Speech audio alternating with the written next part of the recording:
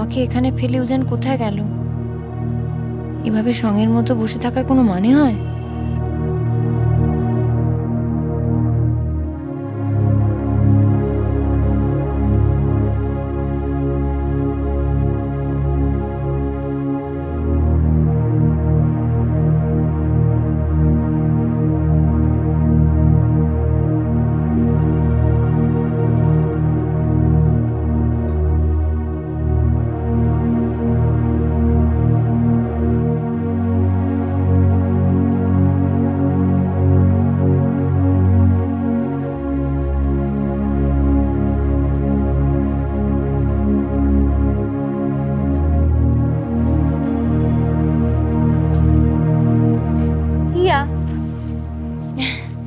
কতদিন বাদে তোমার সাথে দেখা হলো। সত্যি, তা আবার জিয়াসে ভাবাই যায় না। কিন্তু তুমি বাইরে বসে আছো কেন? চলো ভেতরে চলো। চলো। এখানে বাইরের লোকের মতো থাকাই ভালো। মধু, আচ্ছা তুমি উজানকে দেখেছো? হ্যাঁ, ডক্টর চ্যাটার্জি তো ভেতরে তোমার সম্পর্কেই কথা বলছেন। উনিই তো আমাকে পাঠালেন তোমার দেখাশোনা করার জন্য। তুমি একবার কাণ্ডটা দেখো। অথচ আমাকে বলেছিল যে জিয়াসে আসার পর থেকে সব সময় আমার সঙ্গে থাকবে। কোনো মানে হয়? He will never change.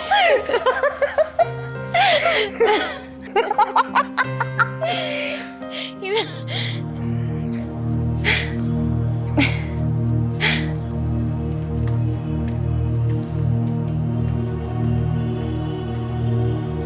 মধু, উনি কে গো? জিএসের হেডমাস্টার? বাবা, কিরকম কটমট করে তাকিয়েছিলেন। আমার না স্কুলের কথা মনে পড়ে গেল, জানো তো আমাদের স্কুলের হেডমাস্টার এরকম কটমট করেই তাকাতেন, আর আমি খুব ভয় পেতাম। আমাদের জিএসসি এরকম অনেক নিয়ম আছে গিয়া, যেগুলো আমাদের মেনে চলতে হয়।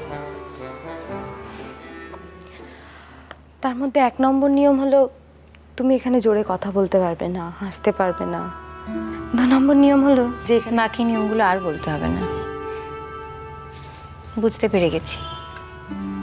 তুমি যেরকম সেরকম ভাবে নিজেকে তুমি এখানে প্রেজেন্ট করতে পারবে না। এক্স্যাক্টলি। সবসময় একটা খোলস পরে থাকতে হবে, যেটা তুমি নও। এইসব কারণেই আমি জিয়াসকে কোনোদিনও পছন্দ করতে পারবো না। ঠিক আজকের দিনেই যত ঝামেলা। আজকে আমাদের জিএস একটু তাড়াতাড়ি পৌঁছানোর দরকার ছিল, আর আজকে তোমার বাইকটা গেল বিগড়ে। যা বলেছো জানো তো, আমার নিজে মাঝে মাঝে অবাক হয়ে যায়। তুমি কলকাতা শহরটার অবস্থা একবার ভাবো, দেখো কতগুলো মানে দুপা অন্তর অন্তর একটা করে বাস স্টপ রয়েছে, কিন্তু বাস কামি নেই। এই আর তুমি আরেকটা জিনিস ভাবো মঞ্জুরি, যে কলকাতা শহরে কতগুলো বাস চলে ভাবো তো, আর কটা বাস স্টপ ভাবো ভাবো। বিকি, বাজে কথাটা বন্ধ করো। তুমি দেখো কোনো ট্যাক্সি ফ্যাক্সি পাওয়া যায় কিনা। এই ট্যাক্সি? এই না মানে এই ট্যাক্সি কি করে হবে? তুমি মাত্র 20 টাকা পকেটে পড়ে রয়েছে, বুঝো তো মঞ্জুরি। আর তাছাড়া আজকে তো তাড়াহুড়ো করে কেন জিএসে যাচ্ছে আমি বুঝতে পারছি না। মায়ের দিন নয় আজ। তার চেয়েও বড় কারণ হলো হিয়া অলরেডি জিএসে পৌঁছে গেছে। ওই রিপোর্টারের পৌঁছানোর আগে আমাদেরকে জিএসে পৌঁছতে হবে। ওটার মানে? হ্যাঁ, রিপোর্টার। তুমি রিপোর্টারকে ফোন করে বলনি আজকে জিএসে আসার জন্য? তুমি বলনি যে আজকে হিয়া জিএসে আসছে? না, রিপোর্টারকে আমি জিএসে আসতে বলেছি, কিন্তু কখন, কেন, কবে এইসব তো কিছু বলিনি।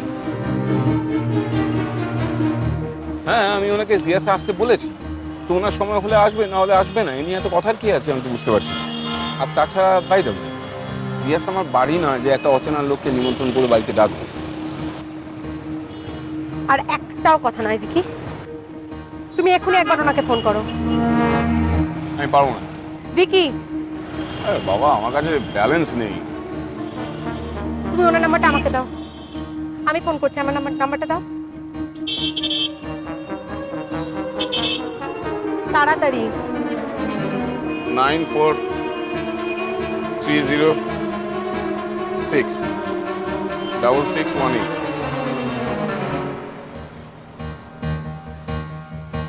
হ্যালো, হ্যাঁ সমীর বাবু, আমি জিএস থেকে বলছি। আপনাকে এক্ষুনি একবার জিএসে আসতে হবে। এখন? সরি ম্যাডাম, এখন তো সময় হবে না। না না, সময় হবে না বললে আমি একদম শুনবো না। কিন্তু আপনি জানেন আপনার জন্য কত বড় একটা স্কুপ জিএসএ ওয়েট করছে। স্কুপ কিরকম? সেটা না হয় আপনি জিএসে এসেই দেখুন। খবরটা কিন্তু ভীষণ এক্সক্লুসিভ। হ্যাঁ হ্যাঁ, বুঝতে পারছি, কিন্তু মিস্টার কাপুর কিন্তু একমাত্র আপনাকেই খবরটা জানিয়েছেন, অন্য কোনো রিপোর্টারকে কিন্তু মিস্টার কাপুর খবরটা জানাননি। এবার আপনি ভেবে দেখুন, আপনি আপনার ক্যারিয়ারের উন্নতি করবেন না ক্যারিয়ারের 12টা বাজাবেন। আর হ্যাঁ, খবরটা কিন্তু আমি মিস্টার কাপুরের হয়েই আপনাকে জানাচ্ছি। এবার থেকে যা করার আমাকেই করতে হবে। তোমার উপর ডিপেন্ড করলে মিস্টার কাপুরের থেকে আমি যা চাই সেটা কোনো দিনও আদায় করতে পারবো না। তুমি মিস্টার কাপুরের কাছ থেকে কি আদায় করতে চাও বলো তো? টাকা? টাকা? আচ্ছা, তুমি পারবে আদায় করতে? কেন পারবো না? মিস্টার কাপুরের মতিগতি আমার চেয়ে ভালো কেউ বোঝে না। এখন তো আমার মনে হচ্ছে তুমি কাপুরজির জন্য যেভাবে বডি ফেলে দিয়েছো, কাপুরজি তোমাকেই না টাকা দিয়ে কিনে নেয়। টাকা দিয়ে মিস্টার কাপুর যা ইচ্ছে কিনতে পারেন, মঞ্জরিকে নয়। আমাকে টাকা দিয়ে কেউ কিনতে পারবে না, যদি না আমি নিজের ইচ্ছে সেটা মেনে নিই। তা হঠাৎ করে কাপুরজির ইচ্ছে পূরণের জন্য তুমি যে উঠে পড়ে লাগলে, সেটার কারণ কি শুধুমাত্র টাকা, না না অন্য কিছু? ট্যাক্সি!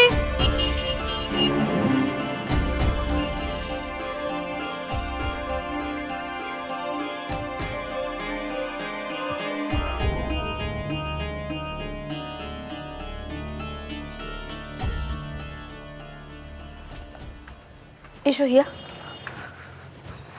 মিসেস রায়, ডক্টর দীপান্বিতা সেনের যে পেশেন্টের আসার কথা ছিল উনি এসে গেছেন। Good morning madam. Good morning. বেশিক্ষণ লাগবে না, কিছু ফর্মালিটিস আছে ব্যাস।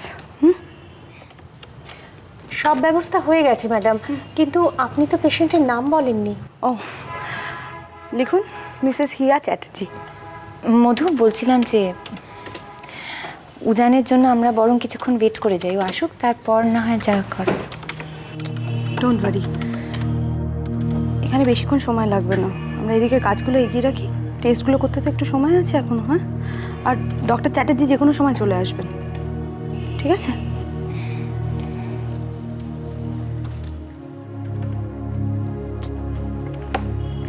একটু তাড়াতাড়ি করুন। হ্যাঁ,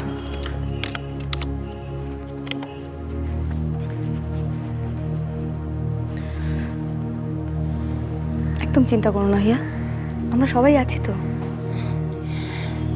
না না, চিন্তা করব কেন, আমি একদম ঠিক আছি। ম্যাডাম, এসো। আপনাকে বেশিক্ষণ ওয়েট করাবো না।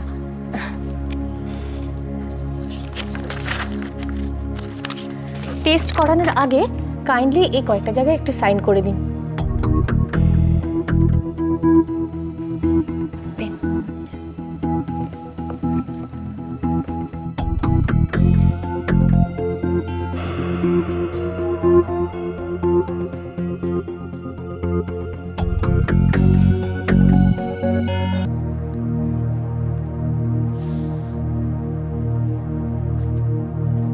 হিয়া, আমাকে দাও দেখি।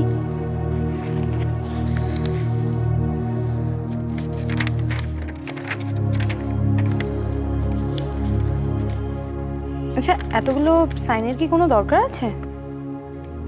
জিয়াসের নিয়ম তো আপনি জানেন ডক্টর মিত্র।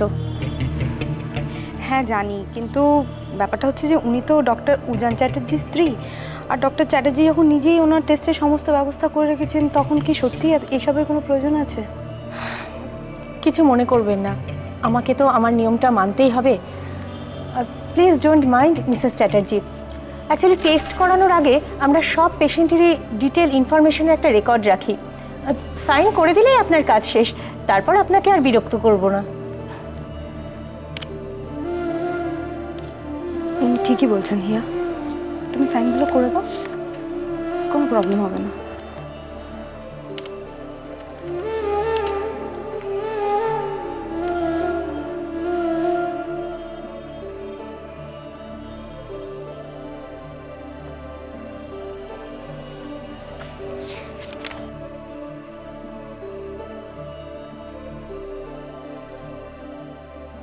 হিয়া, আমি একটু ঘুরে আসছি। হ্যাঁ, তুমি সাইনগুলো করে রাখো ততক্ষণ। চিন্তা করো না, আমি এক্ষুনি চলে আসবো, জাস্ট 2 মিনিট এই ফাইলটা জমা রেখে দিয়েই চলে আসবো, হ্যাঁ প্লিজ।